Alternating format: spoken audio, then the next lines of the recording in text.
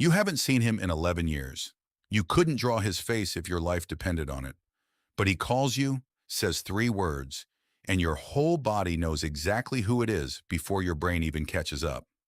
That's strange, isn't it? You'd think the face would be the thing that stays. It's the part you stared at for years. It's the part in every photo, every memory, every goodbye. And yet it's often the first thing to go. The real reason is stranger than memory just fades with time. Your brain isn't storing faces and voices the same way. It never was. And once you see how differently it treats them, you'll never think about a phone call the same way again. Start with the face. Somewhere in the underside of your brain, tucked into a region called the fusiform gyrus, there's a patch of tissue that does almost nothing but process faces. Scientists call it the fusiform face area. It's so specialized that damage to it can leave a person unable to recognize their own spouse, while everything else about their vision works perfectly fine. They can describe her coat, her shoes, the way she walks. They just can't tell from her face alone that it's her. That specialization is powerful, but it comes with a strange cost. The fusiform face area doesn't store a face the way a hard drive stores a photograph. It builds one, fresh, almost every time you try to picture it. Every recall is a small act of reconstruction, the distance between the eyes, the shape of the jaw, a general impression pulled together from fragments rather than a fixed image loaded from storage. That's why, when you try hard to picture an old friend's face, it often comes out blurry or subtly wrong, or like two or three people blended into one. You're not pulling up a photograph. You're rebuilding a rebuilding of a rebuilding, and each pass loses a little more detail than the last. Voice runs on completely different machinery. In the early 2000s, the neuroscientist Pascal Belin found something that changed how we think about hearing people. Using brain scans, he located regions along the side of the brain, in the superior temporal sulcus, that respond almost exclusively to the human voice. Not to language, not to words, just the raw sound of a voice itself, stripped of meaning. He called them temporal voice areas. Think of them as the ear's version of the fusiform face area. A dedicated system built just for this, separate from the parts of your brain that process ordinary sound. Why would evolution bother building two separate systems for two things that seem so similar on the surface? Because a voice was never just information the way a face mostly is. A face tells you who someone is. A voice tells you who someone is and how they feel while they're being it. Fear, warmth, sarcasm, exhaustion, love, all of it compressed into pitch, rhythm, pace, the tiny cracks and pauses between words. And your brain doesn't just register that, it reacts to it.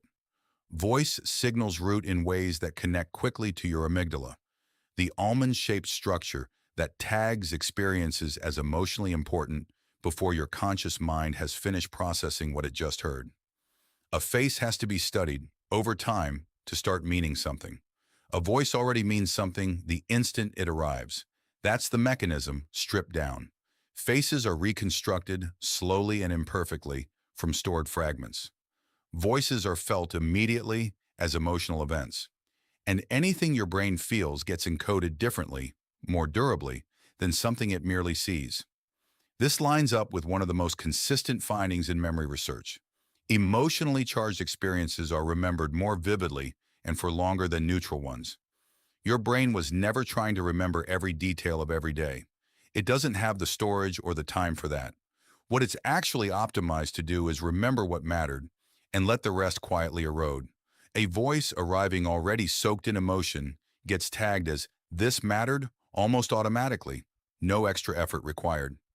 A face, unless it happens to be attached to a moment that shook you, a slammed door, a hospital hallway, the second before someone says something you'll never forget, often doesn't get that tag on its own. It just gets filed under "seen before," and things filed that way are the first to fade when space runs short. So the voice of someone who once comforted you at 2 a.m., who once yelled at you in a parking lot, who once said the four words that changed everything, that voice gets locked in with the emotional charge still attached to it, like a photograph developed in the same chemical as the moment itself.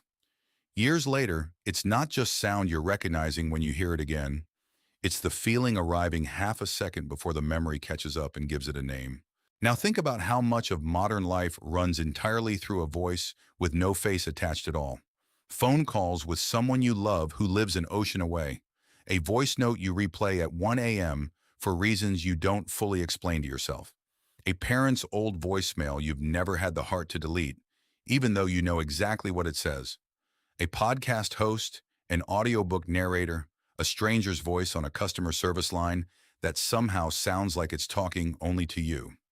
Your brain's ancient wiring for emotional voice tagging was never built for any of this. It was built for real people, standing in front of you, speaking with their whole bodies in a world with no telephones and no recordings at all. But the system doesn't check the context before it fires. It just responds to the sound, the way it always has, which is exactly why a stranger's recorded voice can feel oddly intimate on first listen, and why losing access to someone's voicemail can feel like losing a piece of them that 100 photographs never quite managed to replace. There's nothing broken about any of this. It isn't a gap in your memory or a flaw you need to correct. It's a quiet preference your brain has always had, for feeling over image, for the felt over the seen. If you want to remember what someone looked like, a photograph will do that job well. But if you want to remember what someone was actually like, keep the recordings instead. Keep the voice notes. Keep the voicemail you still haven't deleted.